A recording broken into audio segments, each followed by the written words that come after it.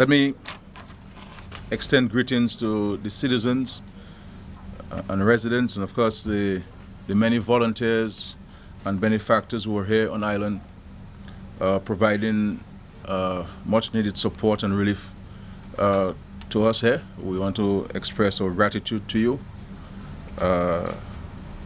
and to say to you that we really truly appreciate your humble friendship and your assistance to our citizens. I also want to recognize the representatives of the various utility companies. We have so far Domlec, Duasco, we have Digicel, and we have in Digicel, in addition to the local manager, we have the chairman of Digicel here, and I will invite him at some point to say a few words.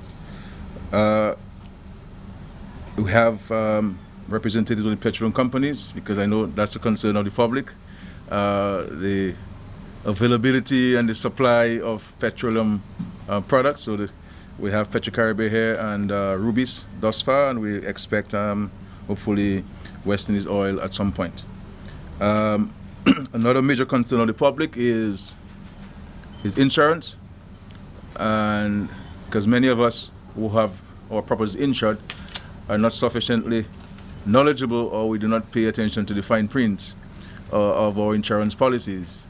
And I'm bringing somebody who hopefully will speak to how do we go about triggering the process of making a claim on the insurance company with regards to our properties, because many people are waiting for the insurance companies to come, when really, my understanding from the experts, we are the ones who should be asking the insurance companies to come visit us. So we have Mr. Curtis Town, insurance expert here, who will speak to this for us. So today we'll be focusing on utility and telecommunication services, the situation with refined petroleum products, diesel and gasoline, and also insurance claims, the process to follow. Let's just say to the citizens, we are continuing to press on under these very difficult and trying circumstances. I continue to call on us to be patient and understanding.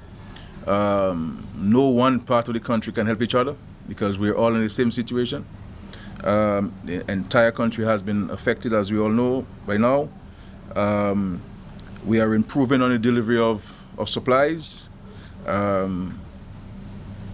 We have over 50 tons of food supplies coming into the country between today and tomorrow. So we will have lots of food to deliver to every single household and every single individual in Dominica in a transparent and equitable manner. We are improving with the delivery of bottled water, in particular drinking water, and we're also working on the setting up of some tanks in some communities and having the water purified so it becomes potable water.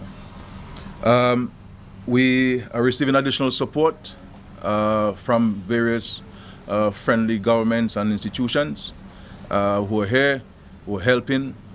We've made tremendous strides with the health services.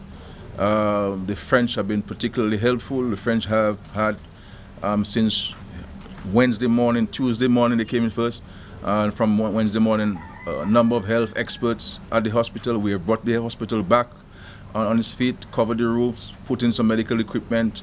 As a matter of fact, we airlifted some patients to Martinique at midnight last night. Patients had to be evacuated. One gentleman who needed to be transfused no later than midday today, and we were able to get him out at midnight. There's one baby who was born prematurely, and that baby was also airlifted to Martinique and receiving medical care. So we're making progress. We can treat with a number of issues at the hospital now. With electricity, hopefully by today, we can certainly improve on the services. The French have brought in some medical equipment. We are able to dialyze patients. We're utilizing solar-powered dialysis machines, and we should set up the theater today. It's been set up, but with electricity coming, There will not be the tripping of the equipment, because the equipment which we have gotten are very sensitive, and therefore we need a consistent supply of a particular voltage of electricity. And once that is addressed, then we're able to operate. We have a surgery expert from the French government on island who's been helping with putting the hospital back into shape. So for the last several days, we made a tremendous progress in improving the services. We have many doctors from many countries there, even from as far as the Palestinian Authority. They have 8 doctors who will be authorized to provide medical services this morning. So they will be sent to the hospital and to other health centers across the country to assist. The clearing of the roads is continuing. We should by the end of the day create access to more communities. We have done a dramatic job. We have a team of several dozens of people coming from Guadeloupe, company from Guadeloupe coming in to descend on the city. So I have asked that they focus exclusively on the city, clean every street for me, every drain, every gutter, and then we can move to another part of the country to clean up. We have procured, and they should be placed on a boat tomorrow, in excess of 1 kilometer of Bailey bridges. The number of roadways have been washed away. We have the experts, some of them are already on island.